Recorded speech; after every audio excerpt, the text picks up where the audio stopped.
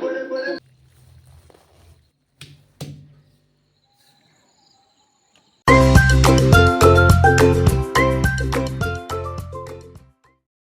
Morning दोस्तों, कैसे हो आप सभी। आई होप आप सब बढ़िया होंगे। मैं भी एकदम बढ़िया हूँ। तो स्वागत है आपका मेरे न्यू ब्लॉग में। तो आज का ब्लॉग जो है मैं 7 बजे से स्टार्ट कर रही हूँ और आज संडे है इसलिए मैं जल्दी उठ गई।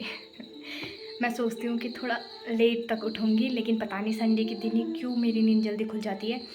तो अभी तो मैं उठी हूँ और अब मुझे नाश्ता वगैरह बनाना है। तो आज मैं नाश्ते में बनाने वाली हूँ मक्के की रोटी पराठा।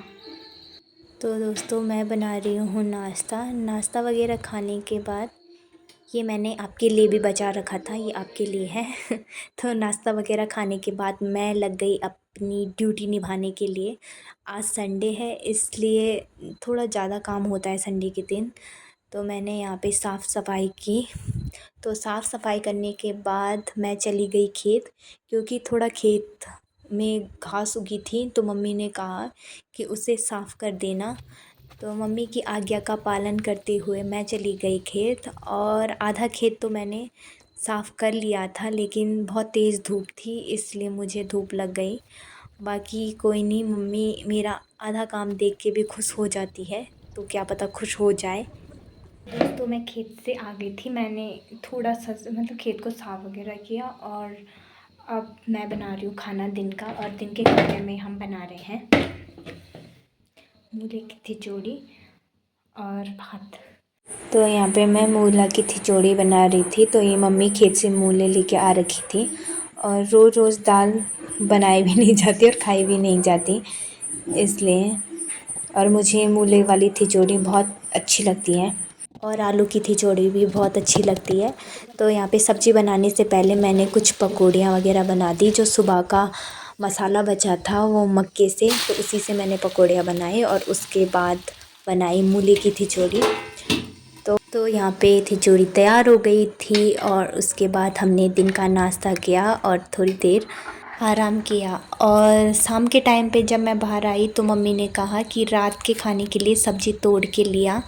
और जैसे ही मैं छत पे गई तो यहाँ पे बहुत सारे कद्दू लगे थे और तोरी भी लगी थी, लेकिन बदकिस्मती से मुझे 2 ही तोरी मिली और एक और मिली थी लेकिन वो बूढ़ी थी, इसलिए बस 2 ही तोरी थी।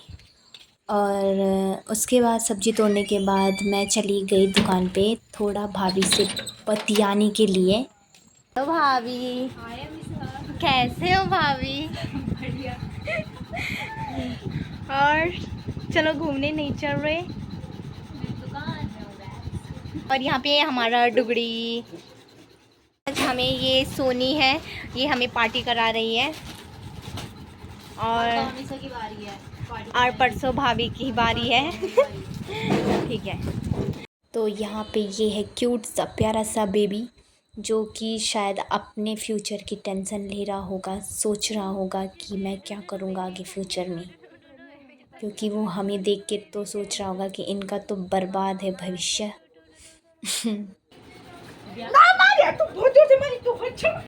यहाँ पे लड़ाई होती गाइस, यहाँ पे लड़ाई होती हुई आपको गाइस मैं इनकी लड़ाई दिखा नहीं पाई, जब तक मेरा कैमरा ऑन था इनकी लड़ाई ख़त्म हो गई थी। चाची से और इन सब से बहुत सारी बातें कर ली और अब जा रही हूँ मैं घर। तो इस ब्लॉग को मैं यहीं पे एंड करती हूँ और मिलती हूँ आपसे अपने नेक्स्ट ब्लॉग में। तब तक के लिए बाय दोस्तों। Bye bye bye.